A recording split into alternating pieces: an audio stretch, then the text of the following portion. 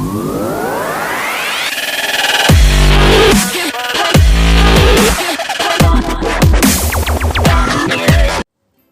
Guys, हमने वहाँ तक तो अभी तक कर लिया था बिल्कुल प्लानिंग के प्रोसेस जो बिल्कुल अच्छे से याद हो चुका है आपको। ठीक है, सो अब हम करने वाले हैं प्लान का मतलब आगे का प्लान। जो दो टाइप्स के प्लान है हमारे, single use and standing plan, सब इनके बारे में हम देखते हैं। सबसे पहले तो प्लान देखते हैं भाई, प्लान है क्या एक्चुअली। देखो, यहाँ तक हमने किया था पिछली बार, और ये वाले जो है ना, इनमें आपको यहाँ पर सामने सामने सारे अच्छे से दी हुई है यहाँ पर आंसर्स, तो इन सबको खुद ही करना है। कोई डाउट हुआ तो पूछना भाई, कोई दिक्कत नहीं है। अब देखो, यहाँ पर आता है हमारा प्लान है क्या। प्लान एक हमारा डॉक्यूमेंट है यार। प्लान एक डॉक्यूमेंट है जो आउटलाइन करता है कैसे goals are going to be met. मीन्स जो हमारे गोल्स है, कैसे हम उन गोल्स तक पहुँच सकते हैं, तो उस तरीके से हम प्लान करते हैं, वैसे हम प्लान करते हैं, है ना।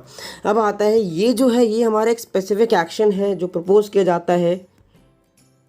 एक काम करता हूँ मैं, इसको थोड़ा सा छोटा छोटा कर देता हूँ, उसके बाद अब खाते हैं हम अपने पे कि अचीव करना है इन्हें। वो चाहते क्या है प्लान का।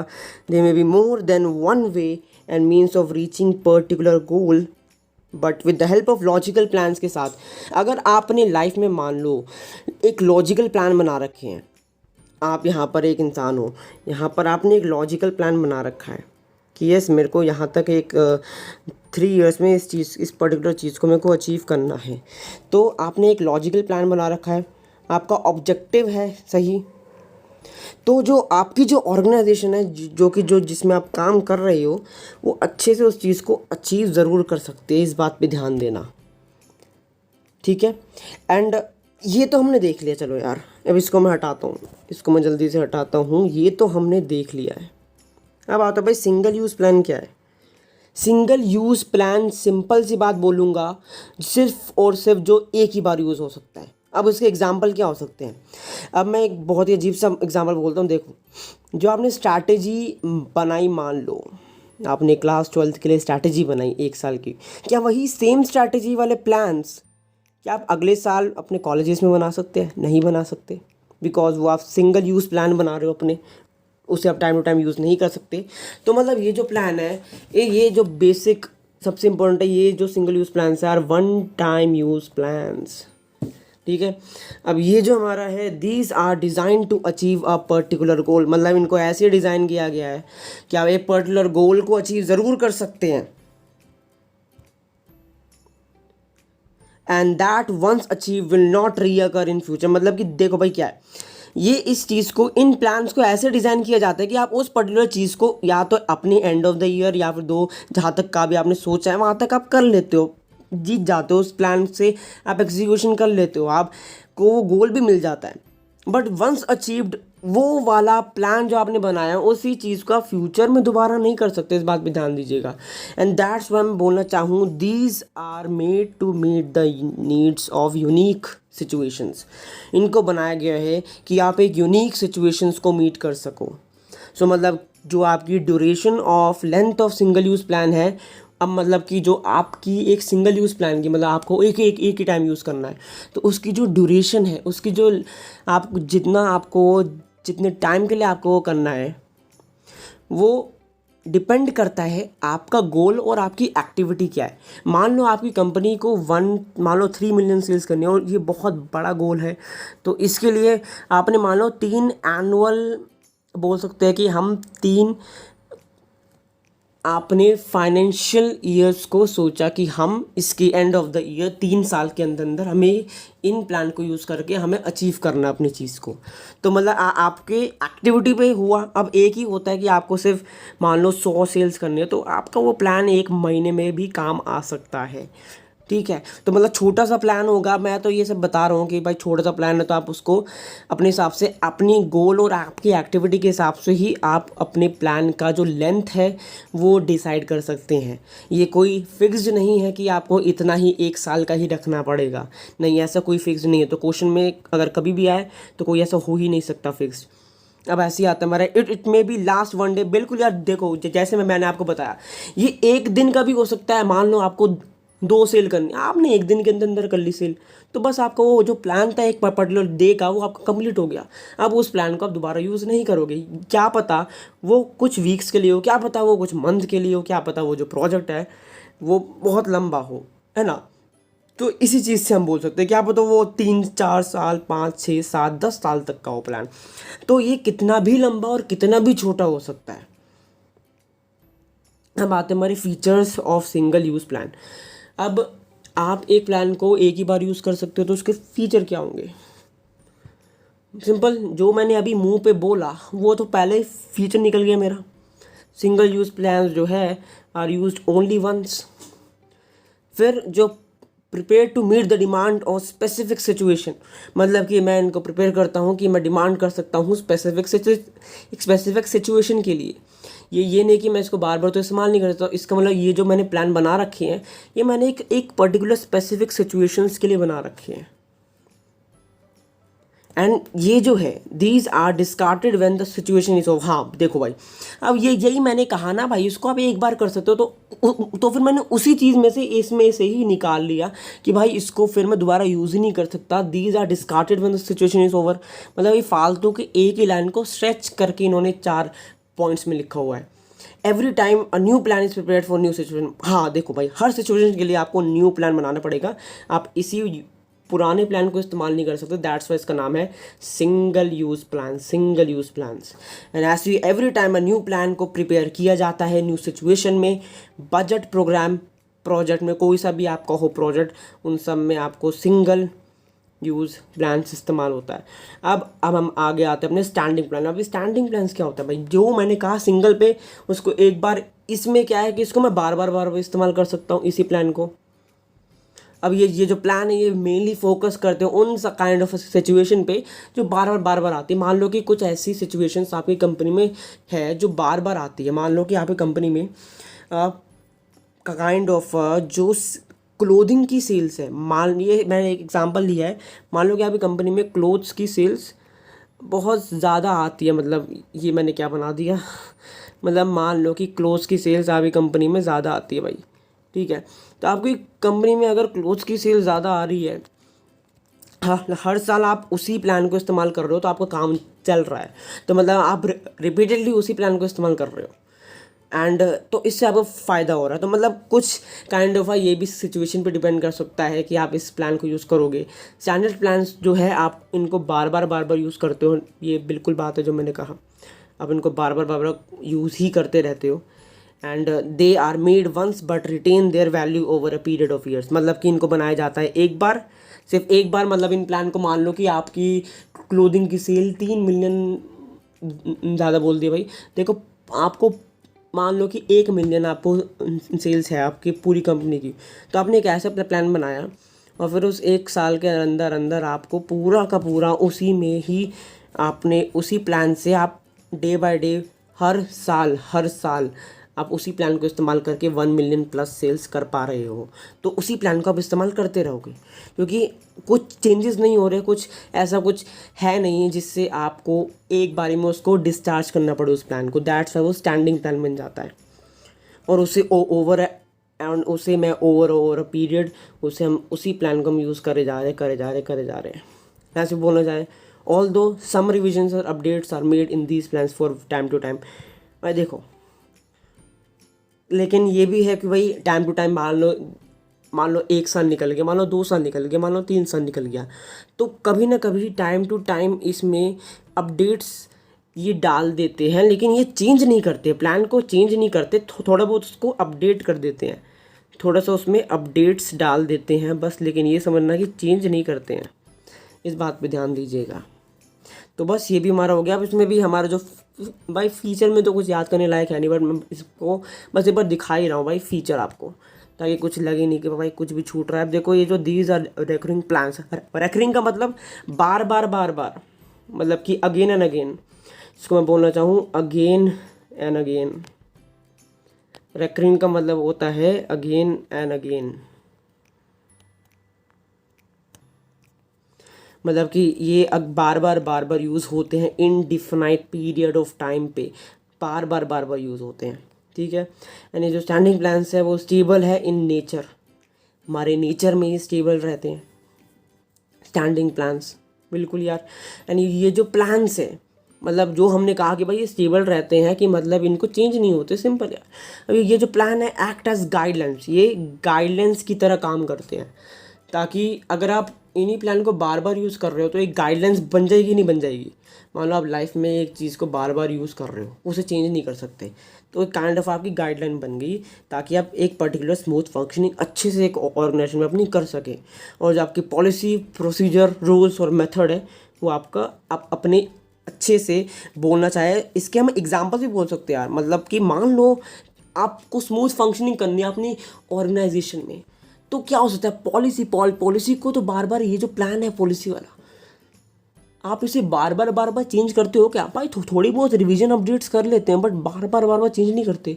तो स्टैंडिंग प्लान बन गया हमारा, इसको हम लगातार साल टू साल इसी प्लान को इस्तेमाल करते हैं, इसी प्रोसीजर्स को इस्तेमाल करते हैं, साल टू साल रूल्स को इस्तेमाल करते हैं, और organisation on year to year methods, same methods को इस्तेमाल करते हैं year to year.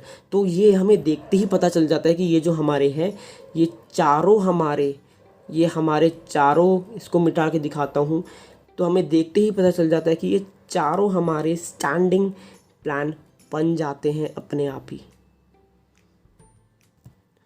And there are other types of plans which are usually not classified as single use or standing plan। मतलब कि भाई देखो, कुछ ना कुछ प्लान्स हैं जिन्हें क्लासीफाई नहीं किया जाता सिंगल यूज़ और स्टैंडिंग प्लान्स की तरह, and that's why these are strategy objectives. मतलब कि भाई देखो, कुछ यहाँ पे इन्होंने खुद ही कहा कि कुछ ऐसे प्लान्स हैं, इनको ये खुद ही बोल रहे हैं, these are strategy objectives as these plans are prepared by top management. बिल्कुल देखो, अभी हमने कहा ऊपर हम पॉलिसी वगैरह, प्रोसीजर्स, मेथड्स को हम स्टैंडिंग प्लान बोल सकते हैं, बट स्ट्रैटेजी को हम क्या स्टैंडिंग प्लान बोल सकते हैं? खुद सोचो, स्ट्रैटेजी चेंज होती है कि नहीं होती? स्ट्रैटेजी आपका है, चेंज होती है कि नहीं होती? बिल्कुल होती है चेंज। तो मैं इसको स्टैंडिंग प्लान कैसे बोल सकता हूँ? क्योंकि ये भी नहीं बोल सकते, क्योंकि ये टॉप मैनेजमेंट जब करेगी तो वो कुछ ना कुछ चेंजेस तो उसमें पक्का करेगी। कुछ ऑब्जेक्टिव है आपका ईयर बाय ईयर क्या सेम ही ऑब्जेक्टिव रहेगा? मान लो 1-2 साल चलेगा, बट क्या आपका year by year same he objective है यार? 10 साल तक, 50 साल तक सेम ऑब्जेक्टिव तो नहीं हो सकता ना। तो ये दोनों भी हमारे स्टैंडिंग प्लान में नहीं आते हैं, इस बात पे ध्यान दीजिएगा। मोस्ट इसको आप देख सकते हैं अच्छे से।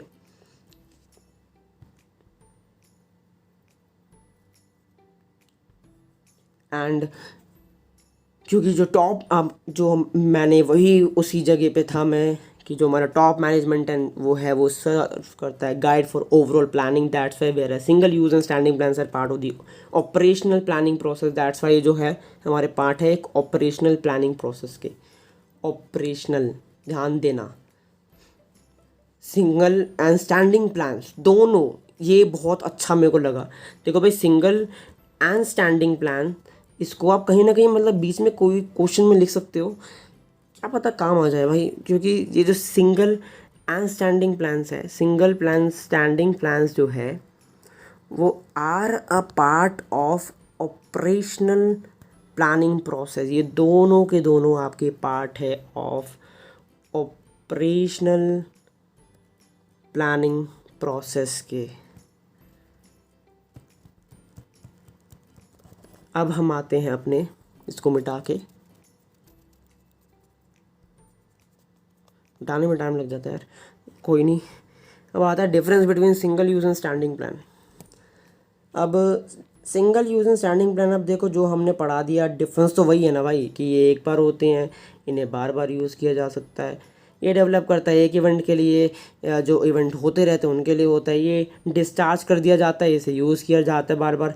मतलब यार ये वही चीज़ है, इसको तो आप खुद भी बना सकते हैं वैसे तो। ये हो गया आपका बजट, आपका उसमें सेम चलता रहेगा, पॉलिसीज, प्रोसीजर्स, मेथड्स हो गए ये सब, इस एग्जाम्पल। सो अब आता है हमारा सिंगल यूज़। भाई वन टाइम, ये इसके कीवर्ड्स है, कुछ लिखा है बस, ये इसलिए मैं बोलते हैं बुक अच्छी लिखी है as compare to NCERT। NCERT में NCERT अच्छी होती है, बट जो सबसे बड़ी दिक्कत है यहाँ पर NCERT में, यहाँ पर अच्छे से दिया नहीं। मतलब कि यहाँ पर कुछ ना कुछ लास्ट में कीवर्ड्स भी लिखे, तो इनको देख के आपको याद हो जाता है ना, दैट्स वाई। अब आता है आपके टाइप्स ऑफ प्लान। प्लान के टाइप्स कितने हैं आपके? 7 टाइप्स ऑफ प्लान है, 7। ये शायद से एग्ज़ाम में नहीं आ रहा है, लेकिन मैं फिर भी पढ़ा रहा हूँ आगे के लिए, नॉलेज के लिए। अब आता हमारा प्लानिंग है एक परवेसिव फंक्शन। परवेसिव का मतलब क्या होता है? जो चलता रहेगा, कभी ख़त्म नहीं होने वाला। विच मीन्स ये कोई टास्क नहीं है, कोई सिर्फ टॉप लेवल मैनेजर का टास्क नहीं है, बट मैनेजर जो हर लेवल पे हैं उन्हें प्लानिंग को इस्तेमाल करना पड़ता है। दैट्स वाई जो प्लान है ये फ्रेम किया जाता है टॉप लेवल मैनेजर के द्वारा, एंड ये डिफ़र होता है from the plans which have been formed by middle and lower managers. ये प्लान एक्चुअली में फ्रेम किया जाता है किसके द्वारा? टॉप लेवल मैनेजर के द्वारा। बट ये जो प्लान है इनको डिफ़र कौन कर सकता है, इनको चेंजेस कौन कर सकता है, इनमें इंटरप्शन कौन डाल सकता है, इनको कौन अच्छे से कर सकता है, और मतलब कि इनमें डिफ़र मतलब कि इनको परफॉर्म कौन कर सकता है? और middle and lower level managers. तो मतलब कोई भी कर सकता है यार, ज़रूरी नहीं है कि भाई टॉप ये जो इंसान है ये टॉप लेवल है मैनेजर तो भाई इसी को ही करना चाहिए। नहीं, ये जो जो दो छोटे छोटे lower and middle level managers है, क्यों ना ये कर ले, क्योंकि ये भी कर सकते हैं। That's why. एंड अब हमारा आता है डिफरेंट टाइप्स ऑफ प्लान जो हम कर रहे हैं।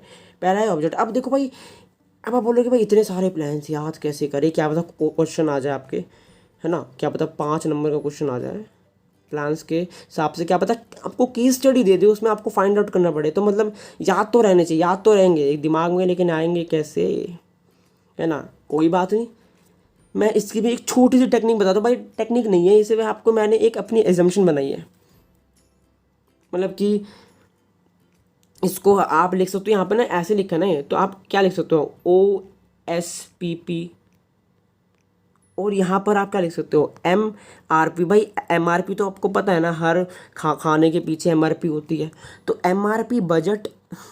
और जब भी आप MRP देखते हो, अब नहीं, इसको ना मैंने एक चीज़ बनाई है भाई, देखो आप इसको कैसे याद कर सकते हो, methods, rules, programmes and budgets को।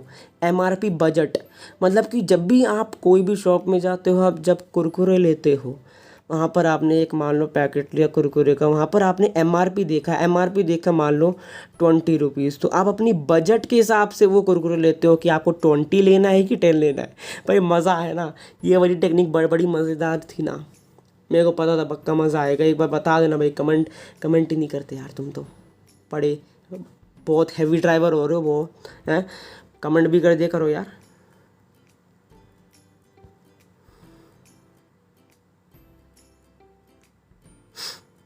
अब सबसे पहला आता है हमारा ऑब्जेक्टिव। पर देखो इनको ना इन पे ज़्यादा ध्यान नहीं देना वैसे, लेकिन मैं फिर भी एक को ना इनको स्पीड में भी करा सकता हूँ। मेरे को स्पीड में ही कराने का मन कर रहा है, क्योंकि ये पता नहीं इतने इंपॉर्टेंट लगते नहीं है, कभी भी नहीं लगते वैसे तो, पता नहीं आते भी नहीं है, लेकिन फिर भी हम तो करेंगे, हम अलग लेवल के लोग हैं।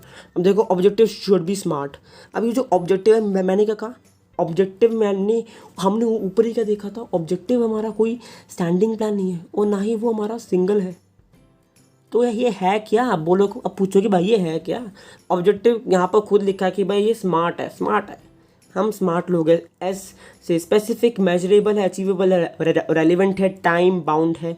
अब मतलब इससे एग्जाम्पल से क्या कर सकते हैं, मतलब मान लो कि आपका increase in sale by 10% by 6 month और decrease in rejection by 2% by 1 month, तो आपका ये काइंड ऑफ एन ऑब्जेक्टिव बन गया कि नहीं बन गया। बट यहाँ पर ये इतना ध्यान रखना कि ये ना ही आपका स्टैंडिंग है, खुद देख लो आपका ऑब्जेक्टिव बार बार चेंज होता है, एंड ना ही आप उसे, मतलब ऑब्जेक्टिव आपका चेंज भी हो सकता है एंड ना चेंज भी हो सकता है, कुछ ऐसे समझ सकते हो ना। तो फीचर्स ऑफ ऑब्जेक्टिव मतलब कि भाई फीचर नहीं आएंगे, कुछ ऐसा क्वेश्चन मेरे को नहीं लग रहा कि आएगा। आप पीछे भी इसके बैक क्वेश्चंस को ना, पूनम गांधी के एक क्वेश्चन भाई सुन लो, एक क्वेश्चन को खुद करना है, एक क्वेश्चन को, बैक क्वेश्चंस को, एक क्वेश्चन को, एक क्वेश्चन भी नहीं छोड़ना, एक केस स्टडी भी नहीं छोड़नी अगर पूरे नंबर चाहिए तो, क्योंकि मज़ा बड़ा आ जाएगा फिर। अब देखिए आपके फीचर्स ऑफ ऑब्जेक्टिव डिटरमाइन करता है what is to be done, क्या करना है ना। ऑब्जेक्टिव वही तो है ना कि मैं करना क्या चाहता हूँ, क्या एंड रिजल्ट होगा प्लानिंग का। All the activities are guided towards objectives, serve as guided for overall business planning, define the future state of affair which the organization strives to realize. So these are usually set by top level management. मतलब ये कुछ खास नहीं था यार, इस पे इतना ध्यान मत दो, क्योंकि फीचर्स इनको तो आप खुद भी देख सकते हो क्या है। अब आता है आपका सेकंड स्ट्रैटेजी। स्ट्रैटेजी क्या है? Neither single not strategy. भाई स्ट्रैटेजी आपकी क्या कभी सेम हो सकती है? नो। क्या स्ट्रैटेजी आपकी सेम स्ट्रैटेजी बार बार इस्तेमाल हो सकती है? नो। आपकी स्ट्रैटेजी कभी कभार सेम आपको चेंज भी करनी पड़ सकती है, और कभी कभार आपकी स्ट्रैटेजी सेम भी रह सकती है, बिल्कुल रह सकती है। दैट्स वाई एक स्ट्रैटेजी है कॉम्प्रोहेंसिव प्लान है to achieve the organisation objective. यानी जो डायमेंशंस ऑफ स्ट्रैटेजी क्या है, डायमेंशंस देख लेते हैं यार, कि आपको डिटरमाइन करना है लॉन्ग टर्म ऑब्जेक्टिव को, अडॉप्ट करना है पर्टिकुलर कोर्स ऑफ एक्शन को, अपने एलोकेट करना है रिसोर्सेज को कि आप अचीव कर सको ऑब्जेक्टिव्स को अपने। दोबारा बोलते हैं भाई हम तो अलग लेवल के हैं।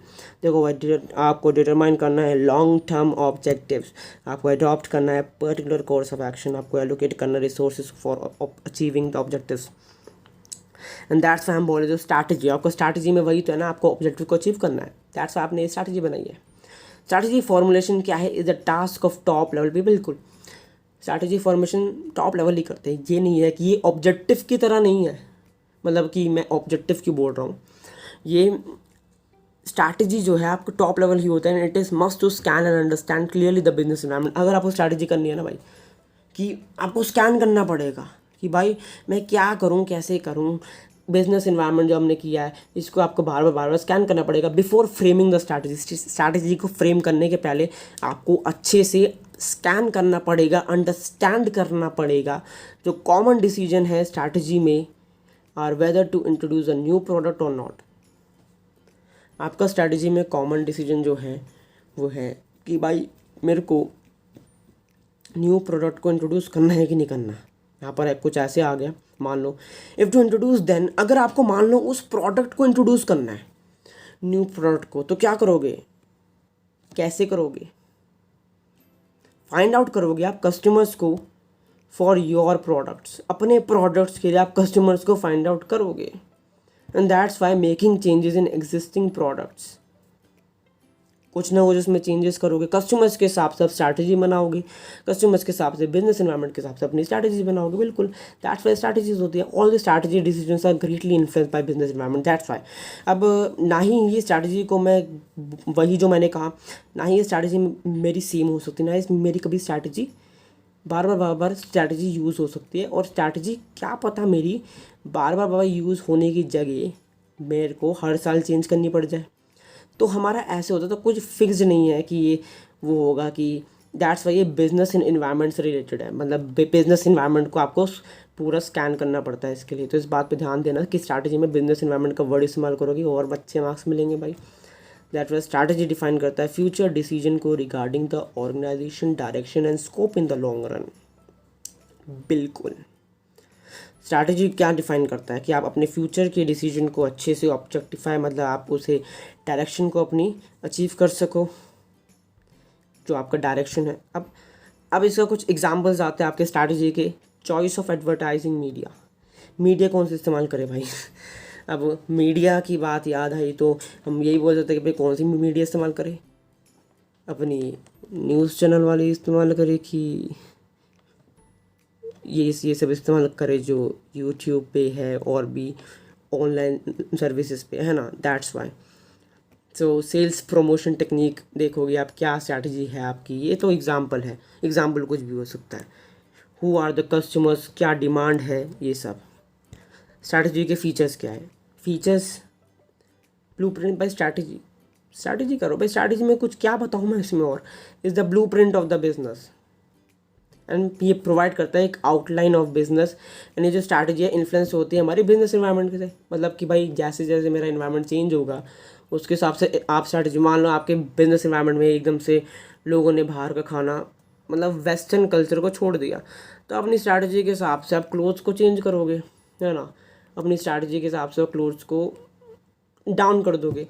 एंड यही चीज़ हमारी वाइसा वर्सा हो जाती है। मान लो मेरी वेस्टर्न स्ट्रैटेजी है, ये मेरी वेस्टर्न कल्चर की तरफ लोग ज़्यादा आकर्षित की तरह कम हो रहे हैं इस वक्त। तो वही बात, आप क्लोज की जो आपकी प्रोडक्शन की स्ट्रैटेजी है, आपने स्ट्रैटेजी लगाई तो आप उसे कम कर दोगे, ज़्यादा एडवर्टीजमेंट नहीं करोगे अपना। दैट्स वाई आप कुछ और ट्राई करोगे, या फिर क्लोथ्स की जगह अपने इंडियन क्लोथ्स आप साड़ीज़ लेके आ जाओगे, है ना। That's why. अब यही हमारा आता है, स्ट्रैटेजी प्रोवाइड करता है broad counter of an organisation business. Strategy usually take the course of forming the organisation identity in the business environment. मतलब भाई कुछ खास नहीं है, ये सिर्फ हमारा फीचर्स है। अब ये फीचर्स है, इनको आप एक बार रीड भी कर लीजिएगा, दिमाग में बैठेगा भी, कैसे नहीं बैठेगा भाई। मेजर स्ट्रैटेजी डिसीजन आपकी, जो मान लो आप लाइफ में कोई भी स्ट्रैटेजी कर रहे हो एक ऑर्गेनाइजेशन में बैठकर, ये इंक्लूड करती है डिसीजंस पे, जैसे कि वेदर की जो आपका ऑर्गेनाइजेशन है वो चलता रहेगा कि नहीं चलता रहेगा in same kind of business. मतलब सेम काइंड ऑफ बिजनेस में जो आपका ऑर्गेनाइजेशन है वो चलता रहेगा कि नहीं चलता रहेगा। और combine new lines of activities combine करोगे और आप सीख करोगे, एक्वायर करोगे dominant position in the same business में। तो ये kind of a strategic decisions है, कुछ खास नहीं है, दोबारा बोलता हूँ। लेकिन फिर भी एक बार ये 3 पॉइंट तो मेरे को पता नहीं, बड़े अजीब से लग रहे हैं, लेकिन फिर भी कर लो यार, इम्पोर्टेंट तो हर चीज़ ही होती है बुक में, एक एक लाइन इंपॉर्टेंट होती है जब मार्क्स ही लाने हैं तो। अब बात हमारा पॉलिसीज़, हमने क्या कहा था, हमने कोई स्ट्रैटेजी बनाई थी ना अपनी। देखो हम ऊपर आते एक काम करते हैं, OSP हमने कर लिया, मतलब OS हमने कर लिया। बात है अपने पॉलिसीज़ पे, PP बोलते हैं ना। आप जब बाइक का कोई हॉर्न बजाते हो तो क्या आती है आवाज़, PP। तो बस लगा दो OS PP। वही स्टार्ट। अब पॉलिसी का मतलब क्या होता है, ऑर्गेनाइजेशन का एक काइंड ऑफ अ रिस्पॉन्स एक पर्टिकुलर प्रॉब्लम, एक सिचुएशन पे।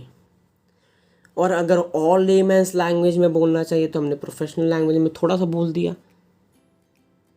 कैसे ऑर्गेनाइजेशन एक चीज़ को हैंडल करती है। भाई पॉलिसीज़ जो है वो स्टैंडिंग प्लान क्यों है, क्योंकि उसको बार बार इस्तेमाल किया जा सकता है।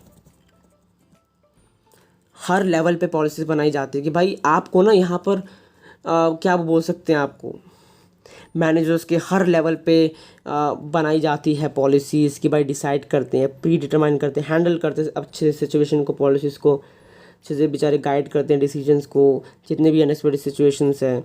आपकी जो पॉलिसी है वो फॉर्मेशन ऑलवेज इंकरेज करती है इनिशिएटिव्स ऑफ एम्प्लॉयज़ के इनिशिएटिव्स को, क्योंकि जो आपके एम्प्लॉयज़ है वो डील करते हैं सिचुएशंस के साथ, एंड जैसे आप हैंडल कर रहे हैं सिचुएशन को, and is decided in consultation with the employees, and then they will be able to handle situation. मतलब कि भाई देखो सिंपल सी बात है, यहाँ पे क्या कहा है, जो आपकी पॉलिसी फॉर्मेशन है, जो ऑर्गेनाइजेशन पॉलिसी फॉर्मेशन करती है, ये एंकरेज करती है एम्प्लॉयज़ को कि आप उन सिचुएशन से डील कर सकते हैं, आपको ये करना चाहिए, इन सिचुएशन से डील कर सकते हैं, आप हैंडल कर सकते हैं सिचुएशन को पर्टिकुलर और अच्छे वे में। अगर आप इन पॉलिसीज़ को इस्तेमाल करोगे तो अगर आप इन पॉलिसीज़ को इस्तेमाल करोगे तो आप और अच्छा डिसीजंस ले सकते हैं एक और ऑर्गेनाइजेशन में।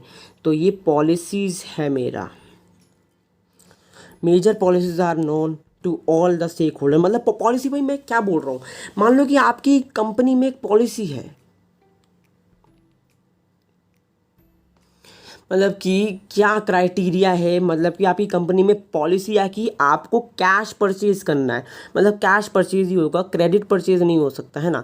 मैंने एग्जांपल दिया कि आपकी कंपनी में मान लो है ये पॉलिसी तो हुई ना, तो मतलब एक काइंड ऑफ एक बिहेवियर बन गया एक ऑर्गेनाइजेशन के सारे एम्प्लॉयज़ में कि यस कैसे उन्हें सिचुएशन को हैंडल करना है। अगर कोई क्रेडिट पे मांगता है तो वो डायरेक्ट बोल सकते हैं कि भाई ये मेरी कंपनी की पॉलिसी के खिलाफ है, हम आपको कोई भी चीज़ क्रेडिट पे उधार पे नहीं दे सकते, हम डायरेक्ट कैश पे ही हो सकता है। तो आपने डायरेक्ट बोल दिया, तो स्टेक होल्डर्स को, जो भी लोग हैं उन सबको आपने डायरेक्ट ही बोल दिया, तो उनके लिए भी आसान हो गया और हमारे लिए भी आसान हो गया। अब यहाँ पर वही एग्जांपल्स आते हैं, no credit sale policy, make और बाय पॉलिसी। आता है हमारा फीचर्स क्या है पॉलिसी के, बेस्ड ऑन ऑब्जेक्टिव। भाई ऑब्जेक्टिव पे बेस करता है। Guides managers to implement strategy, policies और customize way of handling problem. Policy by define करता है broad parameters within which manager जो है में फंक्शन। सिंपल। अब देखो भाई हमारा क्या है कि प्रोसीजर, अब हमने क्या कहा था OSPP, लास्ट पे आ गया मैं PP, आ गया मैं PP पे, मतलब क्या बोल रहा हूँ, मतलब P पे आ गए हम। अब आता है हमारा प्रोसीजर, स्टैंडिंग प्लान। प्रोसीजर जो है, प्रोसीजर का मतलब क्या होता है कि भाई स्टेप टू स्टेप, मतलब स्टेप 1, स्टेप 2, स्टेप 3, स्टेप 4, ये आपका होता है प्रोसीजर लाइक थिंग। मतलब कि ये आपका प्रोसीजर होता है कि आपको पहले यही चीज़ करनी पड़ेगी, फिर दूसरे पे जाओगे, फिर आपको उसकी अलग अगली वाली चीज़ करनी पड़ेगी, ऐसे करके होता है हमारा ऐसे होता है हमारा प्रोसीजर्स। ओके, समझ आ गई बात। अब देखो यहाँ पर जो हमारा प्रोसीजर्स है वो रिक्वायर्ड स्टेप्स, कंफ्यूज नहीं होना भाई बिल्कुल भी। जो प्रोसीजर्स हैं, जो पॉलिसीज़ है, बहुत ज़्यादा डिफरेंस है इनमें। पॉलिसीज़ मतलब कि आपकी कंपनी में मान लो कि कोई क्रेडिट सेल नहीं हो सकती। प्रोसीजर क्या है कि भाई आपको ये स्टेप बाय स्टेप एक चीज़ कर रहे हो, दैट्स वाई जो सीक्वेंस ऑफ स्टेप है। सिंपल सी बात है, जो प्रोसीजर है उसे डिफाइन करा जाता है exact manner in which activity को आप कंप्लीट कर सकते हैं। अब एग्जांपल क्या बोलना चाहूँ मैं कि हाँ, मान लो आपके ना स्कूल के एडमिशन का प्रोसेस, मान लो आपके कॉलेज के एडमिशन का प्रोसेस, मान लो कि आप कोई भी कॉलेज, मान लो आपने मान लो अभी रजिस्ट्रेशन किया NMIMS के लिए, कोई भी आपने मान लो क्राइस्ट के लिए कर लिया, या फिर आपने IP मैट के लिए कर लिया, जो भी आपकी फेमस कॉलेज है, जो भी मान लो यार, जो भी आपका मन है जो भी लिख लो। और भी बहुत सारे कॉलेजेस हैं, और भी अच्छे अच्छे कॉलेजेस हैं। अब मान लो आपने IP मैट, तो इनमें एक पर्टिकुलर क्या है आपका काम करता हूँ मैं, एक को ले लेता हूँ, सिर्फ मैं IP मैट को लेता हूँ। मान लो इसका एक पर्टिकुलर प्रोसीजर क्या है, स्टेप में क्या है कि आपको सबसे पहले जाना है, आपको सबसे पहले जाना पड़ेगा, आपको सबसे पहले एंट्रेंस क्लियर करना पड़ेगा। फिर सेकंड प्रोसीजर है कि आपको एडमिशन लेने से पहले आपको और अच्छे से आपको इंटरव्यू दे देना पड़ेगा। इंटरव्यू देने के बाद आपका और भी GDP वगैरह होगा। उसके बाद आपका फाइनेंस सिलेक्शन प्रोसीजर होगा। उसके बाद आपको ईमेल आएगी। मतलब ये काइंड ऑफ अ प्रोसीजर मैं बता रहा हूँ, इससे लेना देना है वैसे तो, लेकिन ये काइंड ऑफ अ प्रोसीजर। मान लो कि स्कूल का प्रोसीजर हो गया कि आप वहाँ पर गए, बैठे, आपसे फॉर्म फिलअप कराया कि सबसे पहले ये सब, step by step sequence type में जो होता है आपका वही प्रोसीजर। अब यही जो आपका फीचर है, इसको वही लंबा चढ़ा के लिखा है बस, sequence of step generally mean for Insiders only, बिल्कुल ऑलमोस्ट। अब क्रोनोलॉजिकल में वही तो मैंने कहा कि भाई स्टेप बाय स्टेप होगा तो क्रोनोलॉजिकल तो अपने आप ही हो जाएगा। सीक्वेंस स्टेप्स हो रहा है भाई, सीक्वेंस स्टेप्स ऑफ एक्शन, भाई एक ही चीज़ को बड़ा चढ़ा के लिखोगे तो कैसे चलेगा ना। यहाँ पे वही sequence steps or action to be taken and force a policy and attain predetermined objectives, exact manner in which an activity has to be done. बिल्कुल, तो पॉलिसी प्रोसीजर है वो इंटरलेट करते हैं एक दूसरे के साथ। सो जो आपके प्रोसीजर्स है वो आपके स्टेप्स हैं जिन्हें आप कैरिड आउट करते हो within the broad policy framework. अब आता है आपका मेथड, MRP बजट। भाई कुरकुरे खरीद तो MRP कर ये तो मैंने हंसी वाला एक बनाया उसको, लेकिन आपके दिमाग में रह जाएगा, इतना बोल रहा हूँ। चिप्स खरीद तो, कुरकुरे खरीद तो, MRP बजट आपके दिमाग में पक्का रहेगा, मैं ये लिख के दे रहा हूँ, ऐसी चीज़ें दिमाग में रहती है। आता है मेथड, स्टैंडिंग प्लान्स। मेथड्स, भाई मेथड क्या है, पर्टिकुलर मेथड दिमाग में बोलो। मेथड को मैं फॉर्मुलाइज कर सकता हूँ, systematic way of doing a job, kind of a systematic way, जो एक काइंड ऑफ तरीके से आप जॉब को जिससे आप करते हो। मैनेजर जो है आपका डिसाइड करता है in advance the common way of doing a job. So जो आपका मैनेजर है will try to decide in advance कैसे आपको कॉमनली एक जॉब को कर रहे हो, सो दैट कोई भी डाउट नहीं हो एम्प्लॉयज़ को। क्या करते हैं मैनेजर डिसाइड करते हैं पहले से एडवांस में कि क्या common way of doing a job है, क्या मेथड है एक जॉब को करने के, ताकि एम्प्लॉयज़ को कोई डाउट ही नहीं हो। उन्हें पहले से बता देते भाई आपकी कंपनी का ये, हमारी कंपनी का मेथड एंड पॉलिसी में डिफरेंस है। पॉलिसी मतलब क्रेडिट नहीं, मेथड मतलब कि आपको काइंड ऑफ मान लो कि आप अप्लाई कर रहे हो टेक्निक्स ऑफ स्टैंडर्डाइजेशन सिंप्लीफिकेशन, मतलब आपकी कंपनी का ये मेथड है कि आपको सबसे पहले आपको आपके मैनेजर से ही आपको बात करनी पड़ेगी। आपकी कंपनी में एक काइंड ऑफ अ मेथड है कि आपको डेप्रिसिएशन प्रोसेस इस्तेमाल करना है। आपकी कंपनी में एक काइंड ऑफ अ वे है कि आप लोगों को जो है, जो अकाउंट्स से रिलेटेड है, मतलब मान लो कि कोई CA जो CA है, आपकी कंपनी के जो CA है उनसे बात होती है, तो बोलते हैं हमारी कंपनी के मेथड के हिसाब से ना आप डेप्रिसिएशन में कोई भी 2 टाइप्स के डेप्रिसिएशन वाले होते हैं, तो उनमें एक जो फर्स्ट टाइप है उसे इस्तेमाल कर लीजिए। तो एक काइंड ऑफ क्या हो गया, मेथड हो गया। सो मेथड जो है वो डील करता है टास्क के साथ, जो कंप्राइज करता है एक स्टेप ऑफ प्रोसीजर पे। एंड जो आपका सिलेक्शन प्रॉपर मेथड है भाई, देखो मेथड जो है आपका मेथड, जब आप सिलेक्शन ऑफ प्रॉपर मेथड के साथ, एक प्रॉपर मेथड के साथ आप सेलेक्ट करोगे लोगों को, क्या करेगा, आपका पैसा बचाएगा, सबसे बड़ी बात आपका समय बचाएगा, आपकी एफिशिएंसी इंक्रीज़ होएगी। सो अगर आपका जो common way of doing the job है is not decided in advance, मान लो कि आपका जो जॉब का आप कर रहे हो उसको पहले से एडवांस में नहीं तय किया गया है, देन ये बहुत ज़्यादा कन्फ्यूजन हो सकता है। क्योंकि आप ही कंपनी में मान लो एक एम्प्लॉय आके मैनेजर बोलते हैं हमारी कंपनी में ये मेथड आपको इस्तेमाल करना ही पड़ेगा, आप सीए यहाँ पर हमारी कंपनी में, भाई देखो भाई सिंपल सी बात है, आप कंपनी में आप सीईओ हो लेकिन आपको मेथड इस्तेमाल करना पड़ेगा, आपको डेप्रिसिएशन हमारे हिसाब से लगाना पड़ेगा, बैलेंस शीट हमारे हिसाब से करनी पड़ेगी, विंडो ड्रेसिंग इस्तेमाल कर सकते हो हमारे हिसाब से ही करोगे। तो मतलब मेथड ये पता है थोड़ा सा गलत चीज़ है, बट बहुत सारी कंपनीज में ऐसे होता है हेर फेर, तो मैं आपको यही बताना चाह रहा हूँ।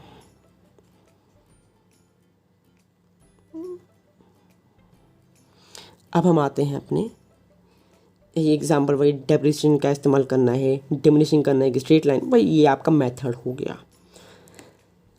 भाई ये एक बार दोबारा फीचर पढ़ लेते हैं भाई मेथड में। ये एक काइंड ऑफ स्टैंडर्डाइज वे है जिस वे में आपको टास्क को परफॉर्म करना है।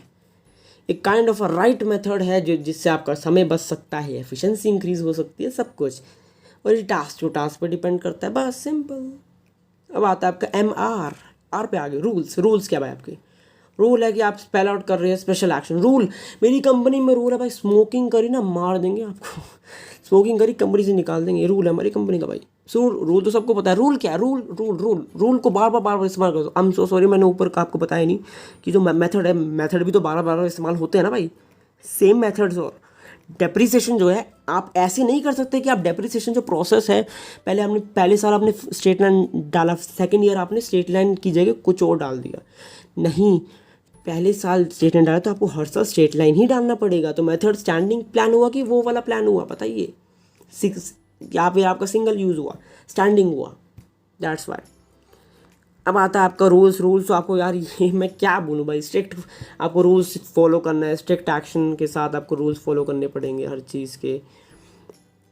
एम्प्लॉयज़ हुआ डिसोबेइंग द रूल्स, जो एम्प्लॉयज़ रूल्स को अपना नहीं रहे हैं उनकी जगह स्ट्रिक्ट एक्शन होगा। मतलब रूल्स आपकी कंपनी का क्रिएट करता है इन्वायरमेंट जो अच्छे से डिसिप्लिन इन्वायरमेंट करके रखता है।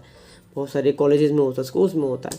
सो वही आपकी कंपनी में नो स्मोकिंग का स्कूल, भाई ये मैं पढ़ने की भी ज़रूरत नहीं थी लिटरली, लेकिन मैं फिर भी पढ़ के बता रहा हूँ। MRP के हिसाब से MRP आ गया हमारा, आर पे आ गए हम। रूल जनरली गाइड करता है जनरल बिहेवियर ऑफ एम्प्लॉयज़ पे। अब फीचर्स वही भाई, कोड ऑफ कंडक्ट है हमारी कंपनी का, ये करना आपको, ये नहीं करना, रिजिड है, चेंज नहीं कर सकते भाई से, रिजिड तो बनेगा। Specifies what to do and what not to do, बिल्कुल they are usually simplest type of plan. अब आता है आपका प्रोग्राम, प्रोग्राम्स। अब देखो सिंगल यूज़ प्लान क्यों है हाँ भाई देखो, प्रोग्राम आप kind of a stage performance मान लो कर रहे हैं लोग।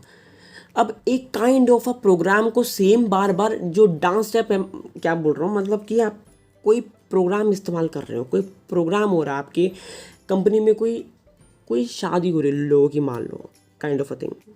तो क्या एक ही प्लान के हिसाब से, मान लो कि दिसंबर में एक की शादी है, तो एक ही प्लान के हिसाब से आप उसे यूज़ करोगे क्या, मतलब उसकी शादी को बनाओगे क्या, नहीं ना। तो मतलब दूसरे साल किसी और की है तो उसके हिसाब से आप उसके घर वालों के हिसाब से शादी का सेटअप करोगे। मान लो कि आप मंडप वाले हो लोग, मतलब मैं एक एग्जांपल दे देता हूँ, 2 लोग हैं, एक है पहले ईयर में आया आपका, तो आपने प्रोग्राम सेटअप किया, तो क्या हुआ, सिंगल यूज़ प्लान से। फिर क्योंकि आपको उसे थ्रो आउट करना था बाद में उसी प्रोग्राम में, क्योंकि आप सेम इस्तेमाल नहीं कर सकते दूसरी वाले की शादी में, क्योंकि सबका अपना अपना टेस्ट होता है, बिल्कुल शायद दैट्स वाई यहाँ पे कुछ अलग से है कि आपका जो प्रोग्राम है वो कॉम्बिनेशन ऑफ ऑब्जेक्टिव्स होता है। भाई देखो बहुत अच्छा है ये, आपका जो प्रोग्राम है combination of objective, policy, procedures and rules. ये MCQ में आ गया तो बड़ा मज़ा आएगा भाई, है ना। ये ऑब्जेक्टिव है, अब क्यों, मैं ये आपको बता दूं कि ये 4 कैसे आपके दिमाग में बैठा ही देंगे। अब तो प्रोग्राम में काइंड ऑफ अ रूल आपके इस्तेमाल होता है कि भाई मान लो कि कोई कोई फंक्शन हो रहा है, मान लो कि स्टेज परफॉर्मेंस के लिए आपका एक काइंड ऑफ अ रूल है कि भाई आपको स्टेज पे करना है, स्टेज पे ही आपको खड़े होकर डांस करना है, स्टेज के बाहर नहीं निकल सकते। आपका एक प्रोसीजर इस्तेमाल होता है, आपकी पॉलिसीज़ है अपनी खुद की, आपका एक ऑब्जेक्टिव है पर्टिकुलर कि आपको अपनी और ऑर्गेनाइजेशन का नाम बढ़ाना है इस प्रोग्राम को कंडक्ट करके। समझ आ गई बात। So that's why all these plans together form a programme. So the programme जो बनाया जाता है एक ऑर्गेनाइजेशन में, प्रोग्राम रिलेशन बनाता है पॉलिसीज़ का, प्रोसीजर एंड गोल्स का। दैट्स वाई जो प्रोग्राम्स है are also prepared at different levels पे। जो प्रोग्राम है is prepared by the top level and then to support the primary, मतलब कि जो प्राइमरी प्रोग्राम है उसे टॉप लेवल मैनेजर जो बड़े या बड़े लोग हैं वो बनाते हैं, एंड उसे सपोर्टिव प्रोग्राम्स को डिफरेंट लेवल्स पे, ताकि अच्छे से वो यूज़ हो सके, स्मूथ फंक्शनिंग कर सके। अब वही आपके यहाँ पर आते हैं कि construction of shopping mall. Shopping mall की कंस्ट्रक्शन है एक kind of a construction.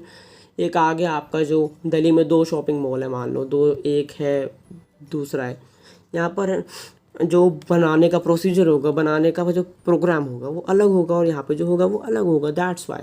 And मान लो कि अलग उसको ये फर्स्ट ईयर में मिला एंड ये उसे सेकेंड ईयर में मिला, दैट्स वाई दोनों का अलग अलग होगा। Opening of a new department, तो वही सब हमारा आता है डिटेल स्टेटमेंट प्रोजेक्ट। अभी इसके फीचर्स हैं जैसे combination of objective, policy, procedure. इसे क्या कहा मैंने, प्रोग्राम को प्रिपेयर किया जाता है वेरियस एक्टिविटीज़ में, सिस्टमैटिक वर्किंग होती है, इंक्लूड करते हैं इंटायर। भाई देखो इनको ना रटने की ज़रूरत नहीं है, सिंपल सी बात अपने दिमाग में रट लेना, हो जाएगा काम आपका। इन प्रोग्राम को मिनिटस्ट डिटेल से वर्क किया जाता है, प्रोसीजर्स, रूल्स, बजट्स होता है इसके अंदर। That's why. अब भाई मैंने इस पर इतना ध्यान इसलिए नहीं दिया क्योंकि प्रोग्राम में मैं क्या ही बता सकता हूँ, और ये फीचर जो मैंने बताया उसी को बड़ा चढ़ा के इन्होंने पॉइंट्स में लिख दिया बस। अब आता है आपका लास्ट MRP बजट। भाई बजट बहुत बड़ी चीज़ है, बजट आपका। अब भाई देखो हमारी इंडिया में बजट आता है कि नहीं आता, हर साल फरवरी के एंड में बजट आता है कि नहीं आता, बिल्कुल आता है, कभी कभार उसके स्टार्टिंग में भी आ जाता है।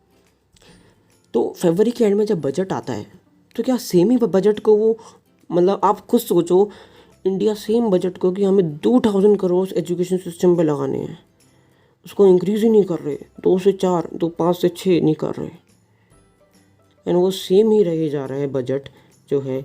तो वो क्या हो गया, वो स्टैंडिंग प्लान होगा, और जो पॉसिबल नहीं है क्योंकि बजट को हमें हर साल चेंज करते हैं, हर साल चेंजेस होते हैं, गंदे वाले चेंजेस आते हैं, और भाई लिटरली अच्छे वाले चेंजेस आते हैं बहुत ज़्यादा। दैट्स वाई हम बोलते हैं कि ये सिंगल यूज़ प्लान है बजट। बिल्कुल यार उसी से रिलेटेड कर सकते हो आप। Budget is a statement of expected result है भाई, न्यूमेरिकल टर्म्स में जो निकाला जाता है। एक आपका most of the time financial nature को बताता है। इसका मतलब ये नहीं है कि कंपनी प्रिपेयर करती है अपनी फाइनेंशियल बजट को, ये तो मैंने कंट्री का इस्तेमाल किया था। अलॉन्ग विथ फाइनेंशियल बजट के साथ साथ वो क्या बोलती है, कैपिटल बजट को भी प्रिपेयर किया जाता है ताकि वो फाइंड आउट कर सके एक्सपेक्टेड कैपिटल रिक्वायरमेंट को, है ना, कि उनकी कैपिटल रिक्वायरमेंट कितनी है कंपनी में, और कितना चाहिए, और कितना उन्हें फेंकना है, और कितना चाहिए। दैट्स व्हाई जो ऑपरेशनल बजट है is prepared where instead of finance आवर्स ली units are use stating expected hours. मतलब जो आपका ऑपरेशनल बजट है उसे प्रिपेयर किया जाता है whether instead of finance hourly units को यूज़ किया जाता है ताकि आप स्टेट कर सके एक्सपेक्टेड आवर्स को। Employees will be working. Budget को प्रिपेयर किया जाता है from the manager every level पर। उनका खुद का बजट नहीं होता क्या, और हर साल के चेंज नहीं करेंगे वो, कि उनका सेल्स का बजट हो गया, मान लो ये तो मैंने बहुत ही बड़े लेवल पे कंट्री का बताया था, मान लो सेल्स का बजट हो गया, मैनेजर्स ने बजट जो है उनका 200 है, 200 सेल्स का उनका बजट है, तो क्या उनको वो इंक्रीज़ ही नहीं करेंगे, हर साल इंक्रीज़ कर सकते, 300 350 उन्हें वो अचीव कर पा रहे हैं। तो दैट्स वाई ये जनरली जो वही मैं बोलना चाहता हूँ, दोबारा बोलता हूँ, जनरली जो मैनेजर वो प्रिपेयर करते हैं ऑपरेशनल बजट्स, इन्हीं को हम कहते हैं ऑपरेशनल बजट्स।